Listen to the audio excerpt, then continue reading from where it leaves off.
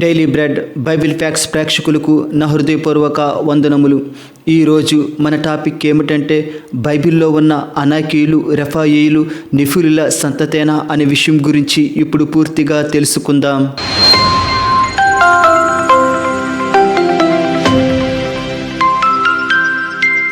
బైబిల్లో నెఫీలుల గురించి మనకు తెలిసిందే. ఈ నెఫీలులు పడిపోయిన దేవదూతలకు మరియు మానవ స్త్రీలకు జన్మించిన రాక్షస సంతానం. ఈ నెఫీలులు ఎవరనేది గతంలో 2 వీడియోలు చేశాను. ఎవరైనా చూడకపోతే దయచేసి చూడగలరు. అయితే నెఫీలులు జలప్రలయం తర్వాత కూడా ఉన్నారు అని లేఖనం సెలవిస్తుంది. కావున జలప్రలయం తర్వాత ఉన్న అనాకీయులు మరియు రెఫాయీయులు నెఫీలుల సంతతేనా కాదా అనే విషయం గురించి ఇప్పుడు పూర్తిగా తెలుసుకుందాం. కావున ఈ వీడియోను చివరి వరకు వీక్షించి లైక్ చేసి సబ్స్క్రైబ్ చేసుకోగలరు. ఆదికాండము 6వ అధ్యాయము 4వ వచనం. ఆ దినములలో నెఫీలులను వారు భూమి మీద నుండిరి, తరువాతను ఉండిరి. దేవుని కుమారులు నరుల కుమార్తెలతో పోయినప్పుడు వారికి పిల్లలను కనిరి. పూర్వకాలమందు పేరు పొందిన శూరులు వీరే. ఈ లేఖనం ప్రకారం నెఫీలులు జలప్రలయం ముందు ఉన్నారు, అలాగే జలప్రలయం తర్వాత కూడా ఉన్నారు. ఇక్కడ దేవుని కుమారులు అంటే పడిపోయిన దేవదూతలు, నరుల కుమార్తెలు అంటే మానవ స్త్రీలు. వీరిద్దరికీ పుట్టిన సంతతే నెఫీలులు. ఈ నెఫీలులు సాధారణ మానవుల కంటే బలమైన వారు, ఉన్నత దేహులు, సుమారు 20 నుంచి 50 అడుగుల ఎత్తు గలవారు. ఇటువంటి నెఫీలులు నోవాహు జలప్రలయంలో పూర్తిగా చనిపోయారు. అయితే సాతాను జలప్రలయం తరువాత మరొకసారి పడిపోయిన దేవదూతల ద్వారా నెఫీలుల సంతతిని మరలా కలుగజేశాడు. ఇప్పుడు జలప్రలయం తర్వాత ఉన్న ఆ నెఫీలుల సంతతి ఎవరో తెలుసుకుందాం. సంఖ్యాకాండము 13:33. అక్కడ నెఫీలీల సంబంధులైన అనాకు వంశపు నెఫీలీలను చూచితిమి. మా దృష్టికి మేము మిడతల వలె ఉంటిమి, వారి దృష్టికిని అట్లే ఉంటిమనిరి. ఇజ్రాయేలీలు ఐగుప్తు దేశం నుండి కనాను దేశం వస్తుండగా కనాను దేశాన్ని ముందుగా పరిశీలించడానికి మోషే గూఢచారులను పంపాడు. కానీ ఆల్రెడీ అక్కడ నెఫీలులు ఉన్నారు. ఆ నెఫీలుల సంతతే అనాకు వంశం. వీరినే అనాకీయులు అంటారు. వీరి ముందు ఇజ్రాయేలీలు మిడతల్లాగా ఉన్నారు. అంటే నెఫీలులైన అనాకీయులు ఎంత పెద్దవారో మరియు బలవంతులో మనం అర్థం చేసుకోవచ్చు.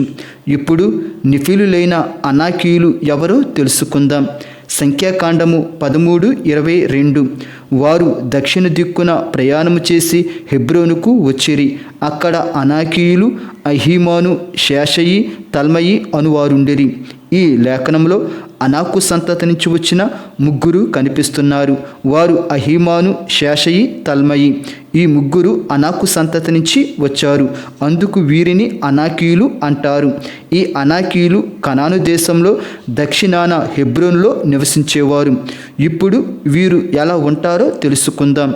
సంఖ్యాకాండము 13:28. అయితే ఆ దేశములో నివసించు జనులు బలవంతులు, వారి పట్టణములు ప్రాకారము గలవి, అవి మిక్కిలి గొప్పవి, మరియు అక్కడ అనాకీయులను చూచితిమి. ఈ లేఖనం ప్రకారం అనాకీయులు మహాబలవంతులు, ఎత్తైన ప్రాకారాలు కలిగిన వారు. ఈ లేఖనాన్ని బలపరచడానికి మరొక లేఖనం కూడా ఉన్నది. ద్వితోపదేశకాండము 1:28. మనం ఎక్కడికి వెళ్ళగలము? మన సహోదరులు అక్కడి జనులు మనకంటే బలిష్ఠులను ఎత్తరులునై ఉన్నారు. ఆ పట్టణములు గొప్పవై ఆకాశమునంటూ ప్రాకారాలతో నున్నవి. అక్కడ అనాకీయులను చూచితమని చెప్పి మా హృదయములను కరగజేసిరని మీరు చెప్పితిరి. ఈ లేఖనం ప్రకారం అనాకీయులు బలిష్ఠులు, మహా ఎత్తుగలవారు.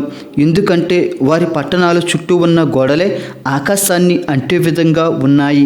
దీన్ని బట్టి అనాకీయులు ఎంత ఎత్తుగలవారో మనం అర్థం చేసుకోగలం. వీరిని చూసే ఇజ్రాయేల్ యొక్క హృదయాలు కరిగిపోయాయి. ఎందుకంటే ఇజ్రాయేలీలు అనాకీయుల ముందు మిడతల్లాగా ఉన్నారు. అలాగే అనాకీయులు ఎంత బలవంతులో మరొక లేఖనం కూడా చూద్దాం. ద్వితోపదేశకాండము 9:2. ఆ ప్రజలు గొప్పవారు, ఉన్నత దేహులు, వారు నీవు ఎరిగిన అనాకీయుల వంశస్థులు. అనాకీయులు ఎదుట ఎవరు నిలవగలరు అనుమాట నీవు వింటివి గదా.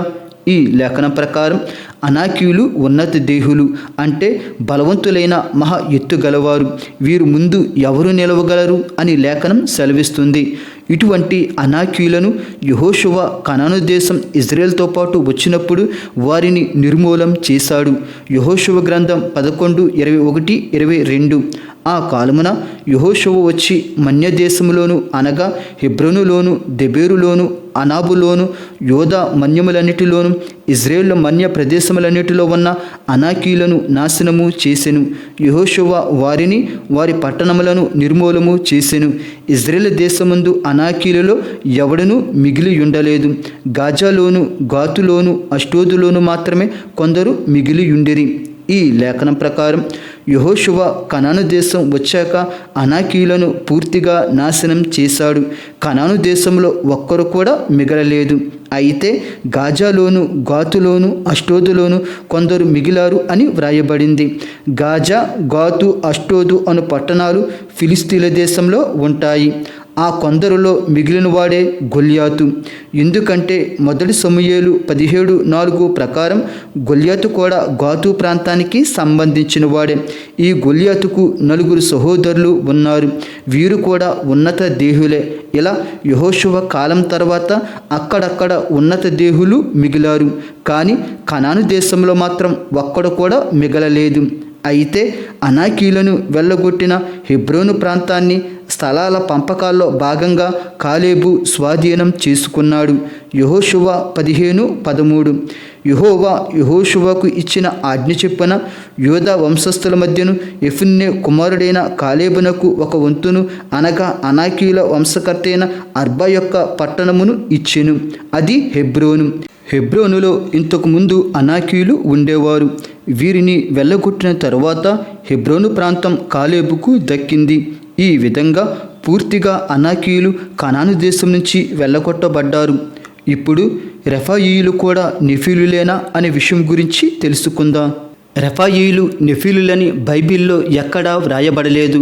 కానీ అనాకీయులకు రెఫాయీయులకు దగ్గర సంబంధం ఉన్నట్టు లేఖనాలు ఉన్నాయి. ఆ లేఖనాలు ఏమిటో ఇప్పుడు తెలుసుకుందాం. ద్వితీయోపదేశకాండము 2:10. పూర్వకాలమున ఎమీయులను వారు 6 దేశములో నివసించిరి. వారు అనాకీయుల వలె ఉన్నత దేహులు, బలవంతులైన బహుజనులు. వారును అనాకీయుల వలె రెఫాయీయులుగా ఎంచబడినవారు. ఈ లేఖనం ప్రకారం రెఫాయీయులు అనాకీయుల వలె ఉన్నత దేహులు, బలవంతులు. వీరు 6 దేశంలో నివసించేవారు. ఈ రెఫాయీయులను ఎమీయులు అని కూడా పిలుస్తారు. రెఫాయీయులు ఉన్నత దేహులు, బలవంతులు మరియు అనాకీయులతో పోల్చబడ్డారు. కావున వీరు కూడా నెఫీలుల సంతతిలో నుంచి వచ్చారని మనం అర్థం చేసుకోగలం. ద్వితీయోపదేశకాండము 2:20-21. అదియు రెఫాయీయుల దేశమని ఎంచబడుచున్నది. పూర్వమందు రెఫాయీయులు అందులో నివసించిరి. అమ్మోనీయులు వారిని జుంజుమ్మీయులు అందురు. వారు అనాకీయుల వలె ఉన్నత దేహులు, బలవంతులైన జనులు. ఈ లేఖనం ప్రకారం చూసిన రెఫాయీయులు ఉన్నత దేహులు, బలవంతులు. వీరిని జుంజుమ్మీయులు అని కూడా పిలుస్తారు. కావున రెఫాయీయులు కూడా నెఫీలుల సంతతికి సంబంధించిన వారుగా మనకు తెలుస్తుంది. ఇప్పుడు అమోరీయులు కూడా నెఫీలుల సంతతేనా అనే విషయం గురించి పూర్తిగా తెలుసుకుందాం. ఆమోసు 2:9. దేవదారు వృక్షమంతా ఎత్తైన వారును, సింధూర వృక్షమంతా బలము గలవారునకు అమోరీయులను వారి ముందర నిలవకుండా నేను నాశనము చేసితేని కదా. ఈ లేఖనం ప్రకారం అమోరీయులు దేవదారు వృక్షమంతా ఎత్తుగలవారు. దేవదారు వృక్షం సుమారు 150 నుంచి 200 అడుగులు పెరుగుతుంది. పోని అందులో సగంలో సగం వేసుకున్న 50 అడుగులు ఎత్తు ఉంటారు. పోని 50లో సగం వేసుకున్న 25 అడుగులైనా ఉంటారు. అలాగే సింధూర వృక్షమంతా బలం కలవారు. ఇటువంటి అమోరీయుల సంతతికి చెందిన ఒక మనిషి గురించి ఇప్పుడు తెలుసుకుందాం. అతనే ఓగు ప్రాంతపు రాజు. ఈ ఓగు రాజు అమోరీయుడిగా పిలువబడ్డాడు మరియు రెఫాయీయుడిగా కూడా పిలువబడ్డాడు. ద్వితీయోపదేశకాండం 3:8లో అమోరీయుల 2 రాజులు మనకు కనిపిస్తారు. ఒకరు ఓగు రాజు, మరొకరు సీహోను రాజు. అయితే ఓగు రాజు మాత్రం ఇనుప మంచం గలవాడని ద్వితీయోపదేశకాండం 3:11లో వ్రాయబడింది మరియు రెఫాయీయుడు అని కూడా వ్రాయబడింది. కావున ఓగు రాజు అమోరీయుడు మరియు రెఫాయీయుడిగా పిలువబడ్డాడు. అయితే రెఫాయీలు నెఫీలు సంతతికి సంబంధించిన వారు, అలాగే అమోరీయుల్లో కొంతమంది కూడా నెఫీలు సంతతికి సంబంధించిన వారే అని మనకు అర్థమవుతుంది. కావున జలప్రలయం తర్వాత ఉన్న నెఫీలులు ఎవరంటే అనాకీయులు మరియు రెఫాయీయులు మరియు అమోరీయుల్లో కొంతమంది మరియు గొల్యాతు మరియు అతని సహోదరులు నెఫీలుల సంతతిగా పరిగణించవచ్చు. దేవుడు మిమ్ములను మీ కుటుంబములను దీవించునుగాక. ఆమేన్.